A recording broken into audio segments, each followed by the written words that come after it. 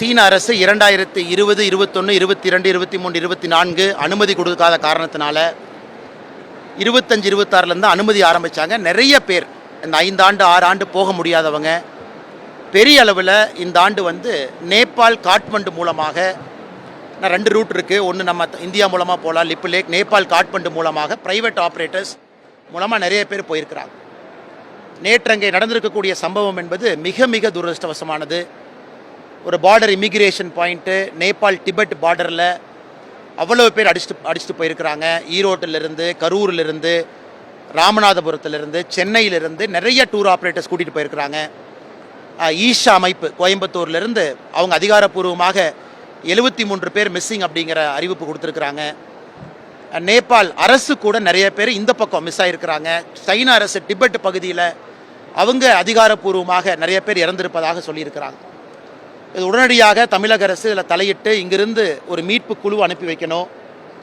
காரணம், இது 2 நாடுகளுக்கு இடையில் இருக்கக்கூடிய ஒரு பகுதி. நேபாள் ஒரு பக்கம், டிபெட் ஒரு பக்கம். துரிதமாக, ஏன்னா ஏற்கனவே இந்த யாத்திரைக்கு 2018 நான் போயிருக்கிறேன். நிறைய காம்ப்ளிகேஷன் இருக்குது சைனா சைடில். அவ்வளோ ஈஸியாக இறந்து போனவருடைய உடலை கூட கொண்டு வருவது ரொம்ப கஷ்டம். அதனால் என்னுடைய வேண்டுதல் எல்லாம் தமிழகத்தினுடைய அரசு வேகமாக ஒரு மீட்பு குழுவை அனுப்பணும். அவங்க அங்கே இருக்கக்கூடிய இந்திய அரசினுடைய எம்பசியோட தொடர்பில் இருக்கணும். உறுதியான தகவலை வேகமாக மக்களுக்கு கொடுக்கணும். யாராவது கஷ்டத்தில் இருக்கிறாங்க, காப்பாற்ற முடியும், இன்ஜுரி ஆயிருக்குன்னா அவர்களுக்கான முயற்சி எடுக்கணும். இறந்து போனவங்களுடைய சடலங்களை திரும்ப கொண்டு வரணும். இதையெல்லாம் கூட தமிழக அரசு செய்யணும். ரொம்ப ரொம்ப துரதிருஷ்டவசமானது.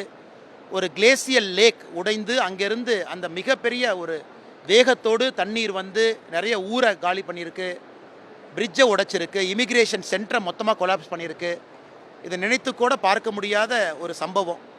ஏன்னா இதற்கு முன்பு கூட சில ஆண்டுகளுக்கு முன்பு இதே மாதிரி நடந்த பொழுது ரூட்டை மாற்றினாங்க. இது மாற்றப்பட்ட 2வது ரூட். இந்த ரூட்டிலும் கூட இது நடந்திருப்பது ரொம்ப துரதிருஷ்டவசமான விஷயம். அதனால் இறந்து போன எல்லா பெரியோர்களுக்கு, ஏன்னா கையில்